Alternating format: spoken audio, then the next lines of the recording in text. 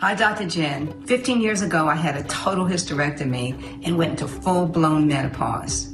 Over the last 10 years, I haven't had any hot flashes. And guess what? All of a sudden, the hot flashes are back. I'll tell you, the emotions of going through menopause are insane. One day I'm happy, and the other day I'm completely depressed. I'm like, what is wrong with me? My emotions have been all over the place, and my anxiety has escalated, and it's manifesting itself in those feelings of not having the capacity to do everything like I used to. Anxiety and depression are the biggest ones that I've struggled with, and I would love for you to help me understand and figure out how to solve dealing with that. Thank you so much.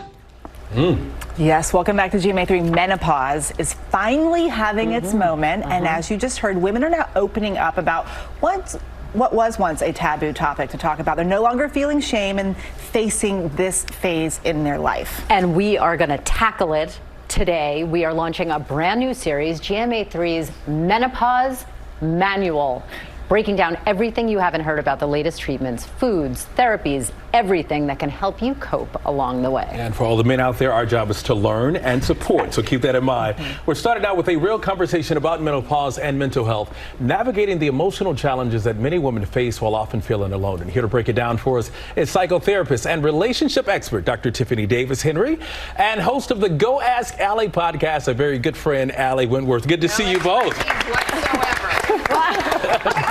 Just a guinea pig in the lab. Oh, it's all good. Aren't we all? Yeah. So let's start with you, Doc. Why is it so important that we are having this conversation and more often now? Well, I think the validation of this conversation is key, because there have been so many, we've gone years with just always thinking that we were alone in this. We've suffered in silence. And right now, I think is a great time in mental health. It's a great time in medicine even, because there are so many options for treatment and therapies. We're able to talk with our doctors, and our doctors actually have things that we can try, different types of treatments that we can try, so that we know that we're not alone. This is not the change that we all kind of grew up hearing about, but it is a change. It's a metamorphosis, if you will, of what we're all going through as women, what we all will go through as women, and it doesn't have to be as scary, especially in isolation anymore. I mean, it is just a fact of life. Yeah, Let's be real about it. It is. Ali, you opened up on your podcast recently about how using humor has helped sort of go through those emotional feelings that you're feeling. Why do you think laughter is so important? Well, I mean, I think laughter is good for all things. But I first started being funny about it because my two daughters were going to sex ed in middle school, and they came back with this book, animated people having sex, and and it was like, it went through, menstruation and everything, and then it just ended at conception. Like that's your sexual history. And I was like, well, fasten your seatbelt, girls, because you're going to watch mommy go through something in a few years, and it's not going to be pretty, and daddy's going to be really sad. So I tried to explain sort of to them what that was, and then, of course, they've seen me say to George, like, oh, no. Don't say no right now. Not right now. See my face? See my hot flash face? You're going to be looking for your starter wife. I love this Instagram video. So this is how I tried to get viewers to tell me there. And here's the thing about social media: if you're not sexy, nobody will click. Yeah. So I had to be So you sexy. did it in bed. And then I did. That's brilliant. I ended it with menopause. Woo, nothing sexier than that. That's Dr. Jen, right. the other interesting thing is this actually happens younger than I think a lot of us realize. Yes. So starting at age 40, you can go through perimenopause.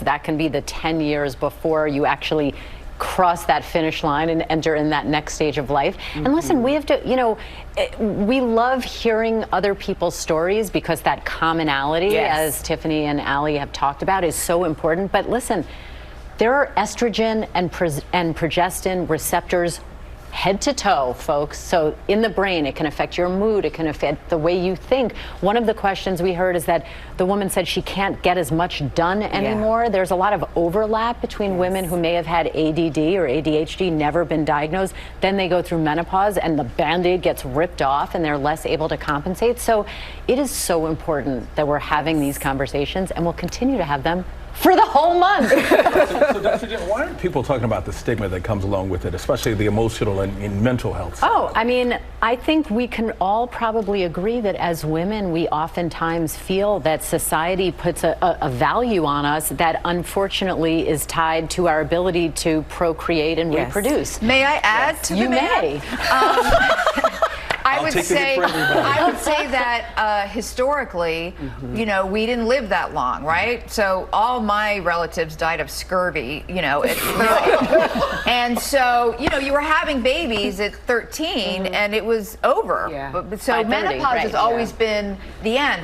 Said, put us out to pasture. It's over. How can men and how can your partner help you in this situation? Because I think a lot of times men are rude whenever you know, a middle-aged woman is going through something. They'll say, "Oh, well, she must be going through menopause or something like that." Well, I think the best thing that you can do is understand that your partner knows less about what you're going through than you do.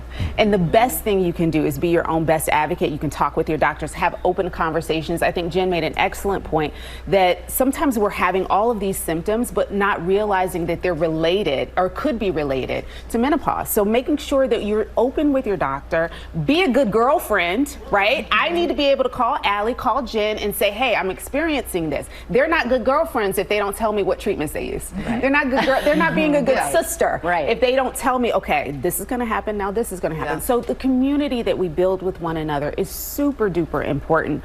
But by and large, making sure that we are open with our partners about what we're going through, making sure that we set realistic expectations on what the treatment outcomes are going to be, and then just continuing to have those open and honest conversations. I'll be an expert on menopause before the month is over. up. Oh boy. Yes. Every man should be. Every man should. And then we can talk about menopause. Ooh, yes. Coming up next month. Yes. That's right. Thank you guys, we appreciate it. Our thanks to Dr. Tiffanie and to Ali for being here. And you can follow us along all month long for our Menopause Manual series for what you haven't heard about the latest treatment and therapies that will help you along the way. It is so important.